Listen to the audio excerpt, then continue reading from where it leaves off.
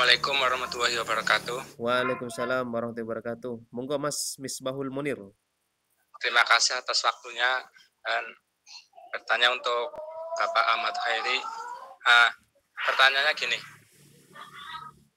sebelum kita menentukan judul, ini kan tadi telah dibahas tentang ada 5 jenis atau 5 topik yang harus ditentukan terlebih dahulu. Di antaranya tematik, tokoh, filologi, living, ataupun analisis. Nah, yang menjadi kendala bagi saya malah itu berisi skripsi ya. Skripsi, tulisan itu mengkaji satu tokoh. Nah, kajiannya kajian tokoh, namun tidak lepas dari filologi gitu. Tidak lepas, seorang tokoh kan biasanya mempunyai tafsir gitu kan. Tidak lepas dari kajian filologinya. Nah, kemudian ketika untuk menganalisis data atau topik yang selanjutnya menggunakan juga analisis untuk apa ya, katakanlah untuk membedah tema yang akan dibahas gitu. Jadi pertanyaannya gini, bagaimana menentukan suatu tema ataupun judul agar tidak rancu gitu. Kan ketika kita sudah menemukan tokoh, tapi kok yang dibahas filologi ataupun kok larinya ke analisis gitu. Bagaimana sih untuk menentukan tema supaya tidak rancu? Ya, terima kasih. Iya. Bagaimana Cak Heri? Apakah sudah jelas pertanyaannya? Sudah jelas. Iya. Sudah jelas, Cak. Monggo ya. Menarik banget ini pertanyaannya kayaknya. Mas Bahul ya, terima kasih atas pertanyaannya. Dulu ada pesan bahwa dalam menulis itu jangan sampai tulisan kita itu jadi tulisan gado-gado gitu.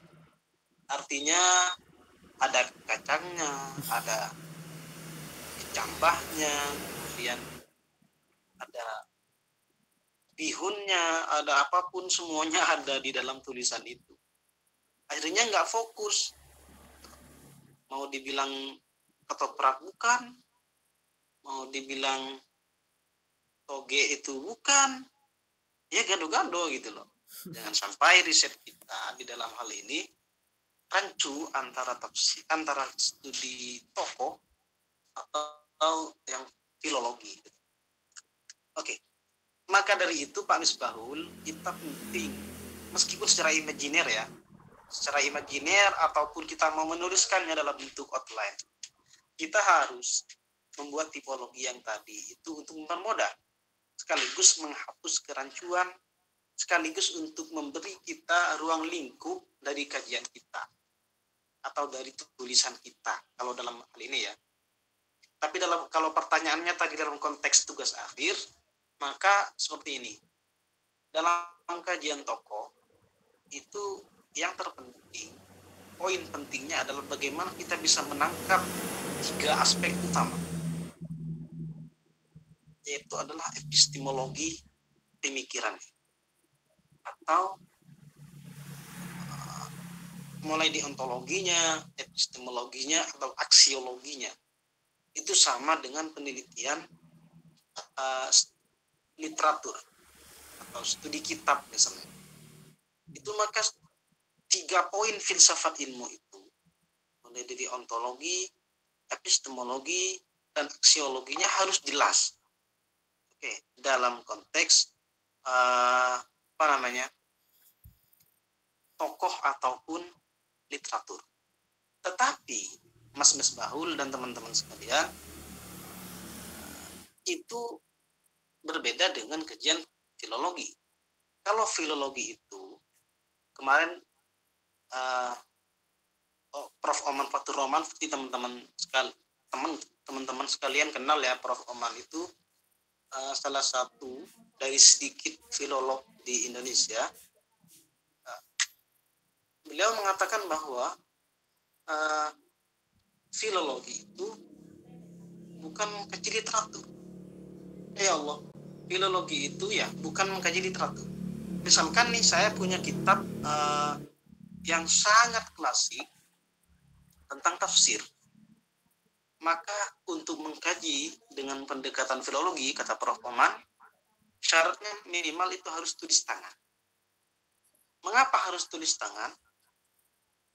Karena poin atau substansi dari penelitian atau tulisan filologi itu adalah kita bisa mentahkik, mentahkik riset kita atau literatur yang kita jadikan objek kajian. Tetapi pendekatannya menggunakan etnografi. Etnografi itu nanti teman-teman ada penjelasannya. Kemudian antropologi atau pendekatan bisa ya fenomenologi. Tetapi jangan menggunakan pendekatan sejarah.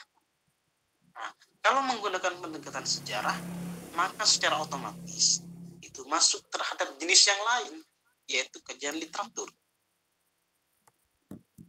Oke. Jadi kalau saya misalkan mau meneliti tentang tafsirnya Al-Bantani, ini Al-Bantani punya Marah Labid. Apakah itu masuk terhadap filologi atau studi tokoh, yaitu Hasyim Nawawi Al-Jawi, atau terhadap studi literatur? Maka jangan sampai kita campur aduk. Kalau dalam filologi, maka sejauh mana kita bisa mentahki selama kitab Marah Labid itu atau literatur yang saya pakai, misalkan fotokopiannya Marah Labid itu tulis tangan. Mengapa? Tapi kalau apakah yang tidak tulis tangan bisa? Bisa dengan syarat adalah teks itu bisa membuat kita mengambil kesimpulan bahwa teks ini berasal dari abad tertentu. Karena itu adalah bidangnya filologi. Oke, misalkan teks naskah ini adalah naskah di abad ke-17.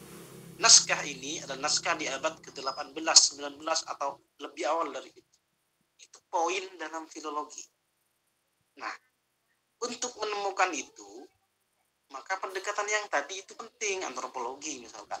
Tetapi dalam kajian literatur asli, maka bukan itu poinnya. Misalkan saya mengkaji tentang Marah Labid, maka yang akan saya kaji adalah isinya.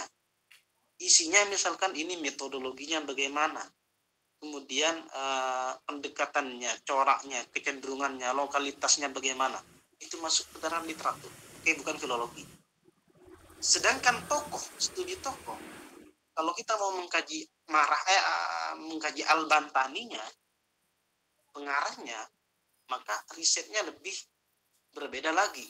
Karena kita lebih mengulas tentang biografi Al-Bantani dari segi kultural politiknya, dari segi sosial masyarakatnya, ataupun dari latar belakang pendidikannya yang kemudian mengkonstruk pemikiran dia di dalam banyak karyanya karena studi tokoh. Gitu loh ya. Tetapi seringkali studi tokoh itu dengan literatur itu sama. Maksudnya dalam artian kesatu padu. Tapi filologi lain. Maksudnya tokoh, tugas akhir saya di semester 1 itu mengkaji studi tokoh di dalam kitab Fathul Bayan fi Maqasidil Quran. Itu saya studi tokoh.